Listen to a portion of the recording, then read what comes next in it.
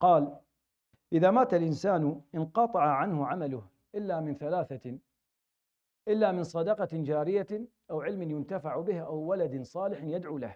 Today's hadith is one of those very famous narrations of the Prophet ﷺ, narrated in the collection of Imam Muslim, and with an authentic chain of narrations. Very, very, very common, very, very famous. Everyone knows it here. But I would like to talk about it a little bit and talk. I think every hadith has multiple layers and depths to it. So we'll talk about the general understanding, and I would like to share a different understanding to it also. So the Prophet ﷺ here says that when a human being dies, then his good deeds, his actions, his reward and sins and all his things that will be written on for or against him will cease, will stop at that point. There's nothing. So that's it. You prayed and that's it. No prayers will be written. That's it. You're done.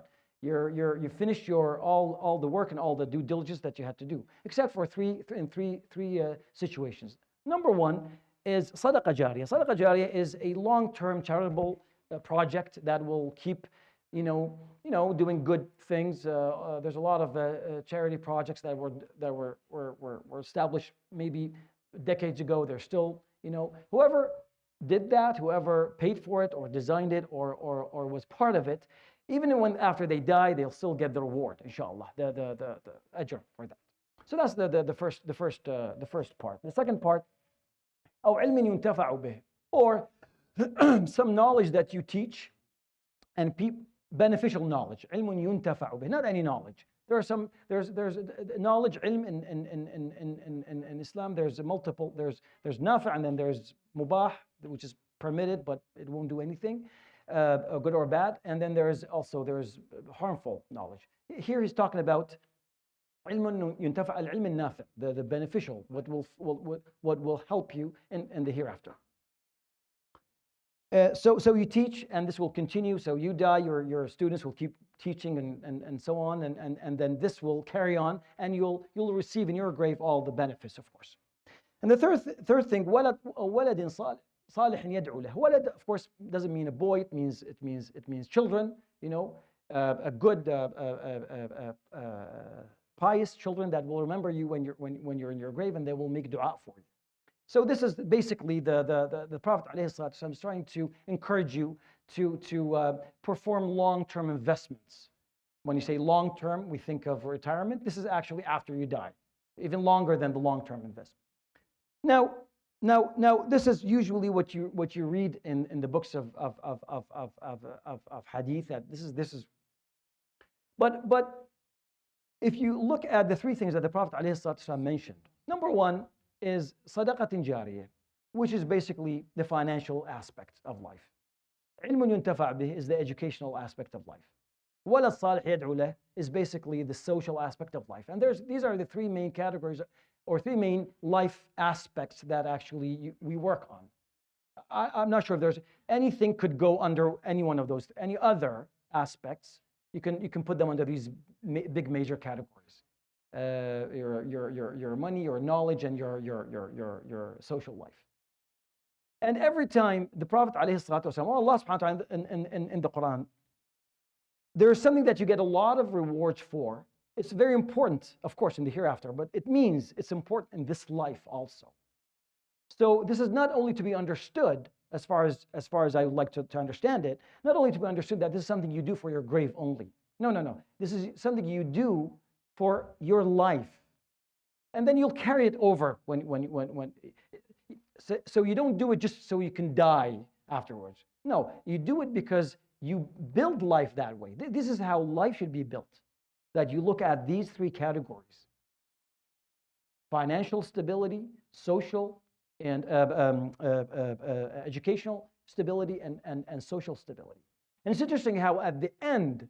This hadith is narrated a couple of times in different collections, and it's always in this sequence. The sequence always this. First, and if you look at it, really, I mean, you can't do anything without any financial stability or any type of financial. You really can't do anything. If you don't have money, you're missing a lot of power and knowledge. That's also the second line of power. And then after that, which is one of the most the most beautiful things in this hadith is that وَلَا الصَّالِحِ يَدْعُو لَهُ. Now, why would your children, when you're not around, will do any dua for you? Why would they do that? You can ask them to do it. They'll do it once a week, or just when you remember them, when you remind them. But they will do it when you're dead, when they realize and appreciate what you've done. Like you do that every time I remember something that someone taught me and they're not around. I go, oh my God, this is subhanallah. And I make dua because, well, they taught me that. And I still, every time I teach it or every time it's beneficial to me, I remember them. So it's not what you say, it's really the impression and the influence that you have left on them. Now also, when he says wala salih, I like also to understand that this is talking about families, because I understand that we say that the communities is made of individual people, but I think the functional building block of the community is the family, not the person. Yeah, you build the person, but the person is like a cell in the body. But the families are like the organs where they actually function. And if you want to destroy any community, just destroy the family bonds and ties and see what happens to it. Families is the building block. And how do you do that? Is by these three things. And the reason why I chose this hadith, because it's probably, I feel it's very, very fitting for the month of outreach. If you have the wealth, then you have to look at this hadith. If you have the knowledge, what are you doing with it? Sitting home, having all the knowledge. What is it doing for you? And the same thing, if you're able to actually teach children, our children, to make dua afterwards and all that, to leave that good influence, mentorship basically. If you're able to do that, then what are you doing sitting home? That's the thing. We cannot. If now you live in back home where there's 30, 40, 100, depends on what the country you live in, you can probably afford sitting home and say someone else is doing it. Because the government is taking care of it, and then there's a ministry of whatever. There's certain institutions that are built by the government that can take care of that. You can sit home and watch and benefit of that. But here you cannot afford that. Every one of us actually has some sort of obligation or to share what they have. And these are the three categories that I would like. It's a beautiful hadith. You can write a full book about how this hadith is actually establishing the building blocks of personal and social development. You talk about personal development. This is it. Try to make money and use it in good. Try to acquire knowledge and teach it and pass it along.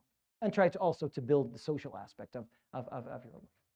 And I hope this was of benefit. يروي الإمام مسلم في صحيحه بسند صحيح عن أبي هريرة رضي الله تعالى عنه وارضاه قال أن رسول الله صلى الله عليه وسلم قال إذا مات الإنسان في رواية ابن آدم انقطع عنه عمله إلا من ثلاثة، وفي رواية من ثلاث، إلا من صدقة جارية أو علم ينتفع به أو ولد صالح يدعو له. صدق رسول الله صلى الله عليه وسلم. سبحانك اللهم وبحمدك لا إله إلا أنت